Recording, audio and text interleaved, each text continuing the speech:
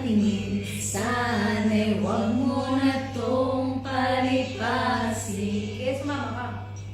At subukang lutasin sa mga sinabi mo na ibang nararapat sa akin, na tunay kong mamahalin.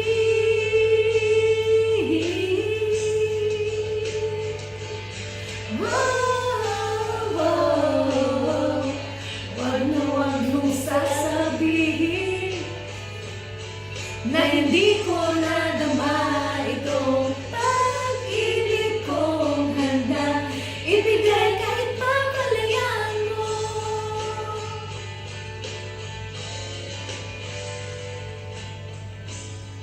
Ano man ang naakala na ako'y isang Next namin. Mainit yung sila. Ano ba gusto niyo tapusin?